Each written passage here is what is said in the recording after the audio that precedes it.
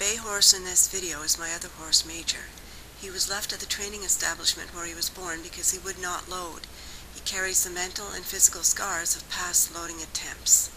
Major now loads enthusiastically every time because he has been trained empathetically and given the time he needed to trust me and understand my signals and to be comfortable with loading and trailering. Nowhere in the equestrian world is the inability to empathize evidenced more than in trailering horses. Because humans have such a happy relationship with vehicles, it is hard for some to understand that their horse finds a horse trailer terrifying. Too many people spend hours battling their horse into the trailer, then glance at their watch, realize they are late, and drive like crazy to get to their destination with no further concern for what the horse is experiencing. Here's how the horse sees it. The stalls are unnatural and confining. The ramp smells like rubber and sounds hollow.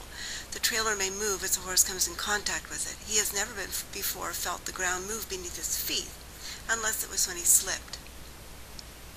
The inside of your trailer looks much darker to him than it does to you, and if you have parked your trailer with the sun shining into your horse's eyes, his inability to see is even more compromised. The trailer smells odd, perhaps moldy. To you, it is just a trailer. To him, he is dealing with all these foreign sights and sounds coming at him in rapid succession, possibly forced on him by a number of excited people he doesn't trust. The fact that the humans are excited, loud, and forceful only confirms to him that there is a reason to be frightened. Pushed into this confining space, he is then locked in. He can't back up, his head is tied so he can't see behind him, and he is terrified to be trapped in what is now scaring him to death. He is the flight animal. His only response to fear is to run, yet he is trapped. His pulse and respiration are elevated, and he is beginning to sweat and possibly shake. Doors slam, and the trailer becomes darker. A truck engine starts closer to him than it has ever been before, and then the real terror begins. Feeling the ground move beneath their feet is something a horse never experiences except in a trailer. He will fall against the butt bar as the truck moves forward and scramble to find his footing. Shaking, he will try to find a way to place his feet to stay as stable as possible while he is tipped forward and backwards, side to side, dropped into holes, and bounced from below. He can't see or anticipate the trailer's motion, nor would he know how to react if he could.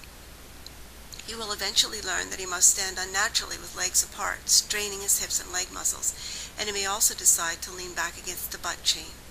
The noise is overwhelming. The tires create a constant whine. The wind roars.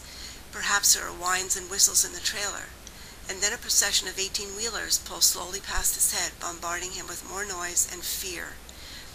Unfortunately, many horses are loaded with force and discipline every time, only loading to escape something more frightening than the trailer, the human that is loading them. If your horse doesn't load willingly for you every time you ask without help, he needs loading training. The best tools in loading training are the ability to understand its body language, to recognize the difference between fear and recalcitrance, and your willingness to give your horse the time he needs to be comfortable with all phases of loading and trailering. If you do this properly, your horse will load willingly. You will stand quietly in the trailer and unload quietly, and he will handle the stress of trailering and stay healthy.